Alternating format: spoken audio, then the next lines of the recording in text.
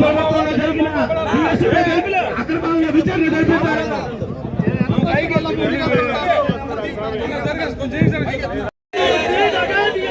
Photo ప్రభుత్వంలో డిఎస్సీపై జరిగిన అక్రమాలపై విచారణ జరిపించాలి. ఇదేమి డిఎస్సీ?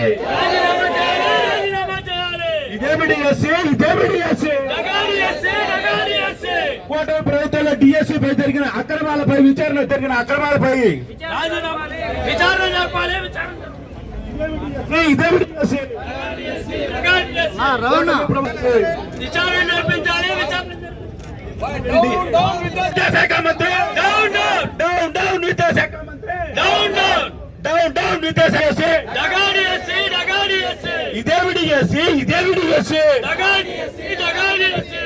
విచారణ జరిపించాలి. ఇదేమి డిఎస్సీ? కోట ప్రభుత్వంలో వైఎస్ జగన్మోహన్ రెడ్డి గారు నోటిఫికేషన్ ఇస్తే డిఎస్సీలో తన పేరు వస్తుందని చెప్పి 2024లో ముఖ్యమంత్రి అయినప్పుడు చంద్రబాబు నాయుడు దురుద్దేశంతో మొదటి సంతకం పెట్టి 2 సంవత్సరాల పాటు డిఎస్సీ. ఇదేమి డిఎస్సీ? విచారణ జరిపించాలి. డిఎస్సీ అక్రమాలపై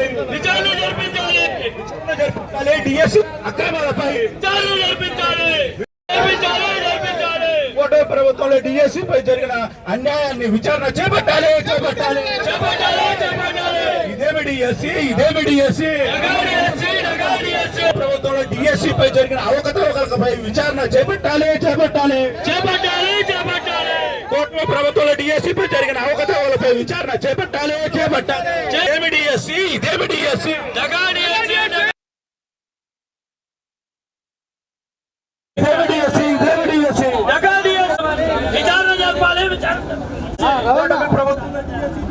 ప్రభుత్వంలో డిఎస్సీపై జరిగిన అవకతవకలపై విచారణ చేపట్టాలి. కోర్టు ప్రభుత్వంలో డిఎస్సీపై జరిగిన అవకతవకలపై విచారణ చేపట్టాలి.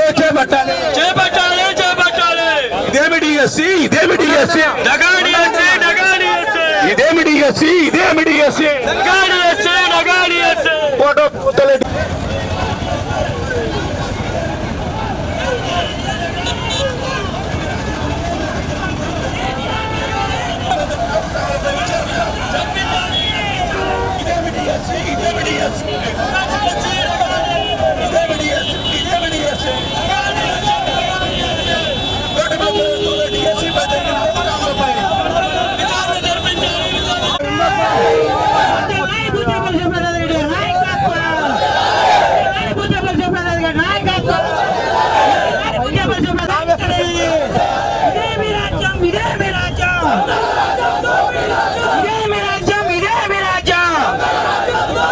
ఈరోజు ప్రకాశం జిల్లాలో ఒంగోలులో వైఎస్ఆర్ కాంగ్రెస్ పార్టీ విద్యార్థి విభాగం తరఫున 2025 డిఎస్సి మీద అక్రమాల మీద ఈరోజు నిరసన ర్యాలీ జరిగింది.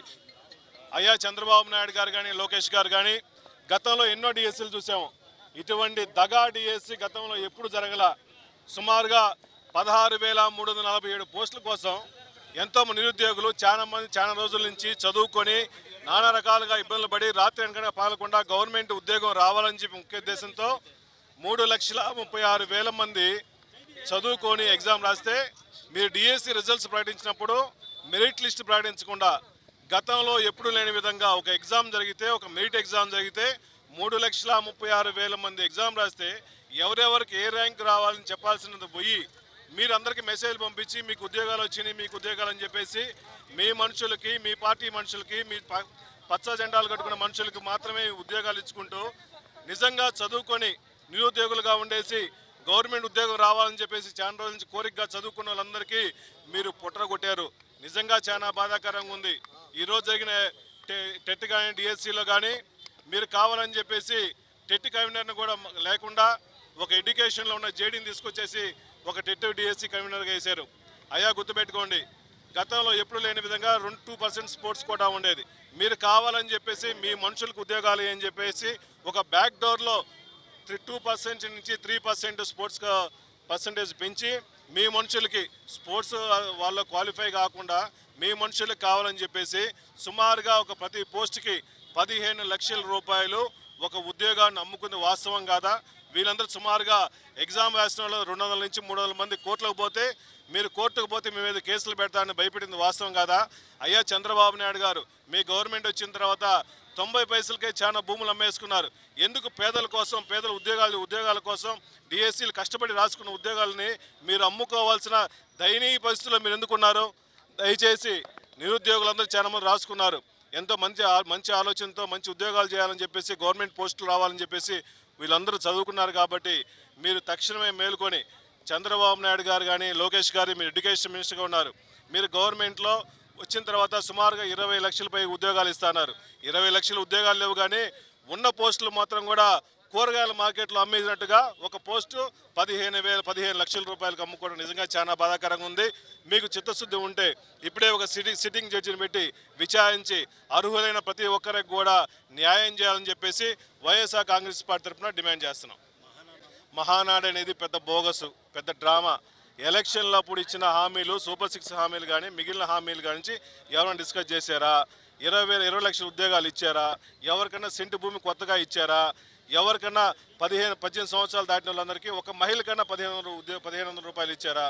ఎవరికి ఏమీ లేకుండా, ఉద్యోగాలు ఇవ్వకుండా, హామీలు నెరవేర్చకుండా, మహానాడు సక్సెస్ అని చెప్పేసి, హైబ్రిడ్ అని చెప్పేసి ఊరికి భజన చేసుకుంటా పోతున్నాం తప్ప ఈ రాష్ట్రంలో పేద ప్రజల కోసం ఇచ్చిన హామీలన్నీ ఒకటి కూడా నెరవేర్చలేదు. ఇప్పుడే ప్రజలందరూ మీ మీద తిరగబడుతున్నారు. అందుకనే మహానాడు కూడా చేసుకోలేని పరిస్థితుల్లో మీరున్నారని చెప్పి తెలియజేస్తున్నాం. Thank you.